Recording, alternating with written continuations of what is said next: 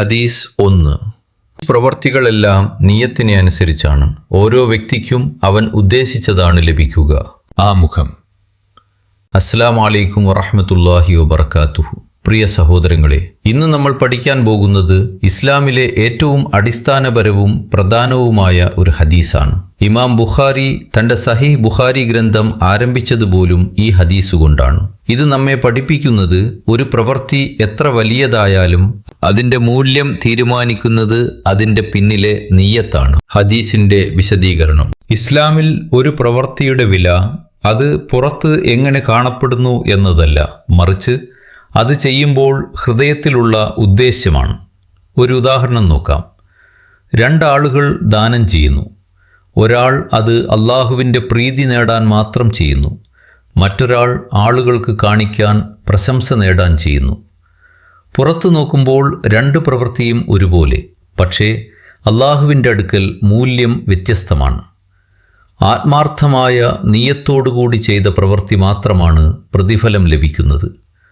അതുപോലെ തന്നെ നമസ്കാരം, നോമ്പ്, ഖുർആൻ പാരായണം, ദാനം, കുടുംബത്തെ പരിപാലിക്കൽ, ഇവയെല്ലാം അള്ളാഹുവിന് വേണ്ടി ചെയ്യുമ്പോൾ മാത്രമേ അത് പൂർണ്ണ ഇബാദത്താകൂ. നിയ്യത്തിൻ്റെ പ്രാധാന്യം. ഇസ്ലാമിൽ നിയ്യത്ത് വളരെ പ്രധാനമാണ്. കാരണം ഒരേ പ്രവൃത്തി പക്ഷേ വ്യത്യസ്ത പ്രതിഫലം ലഭിക്കും.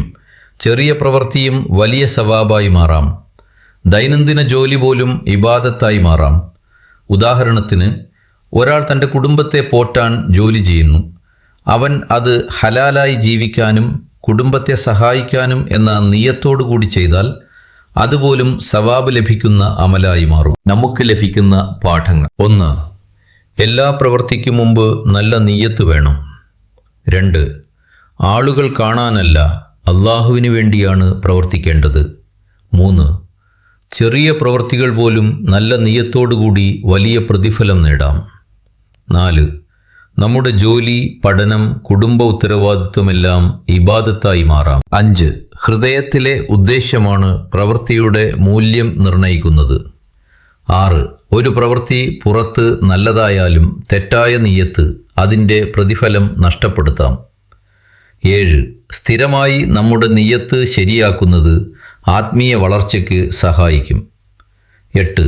എല്ലാ ദിവസവും ചെയ്യുന്ന സാധാരണ കാര്യങ്ങളും, ഉദാഹരണം ഭക്ഷണം കഴിക്കൽ, ജോലി ചെയ്യൽ, അള്ളാഹുവിന് വേണ്ടി ചെയ്താൽ പുണ്യമായി മാറും. ഉപസംഹാരം.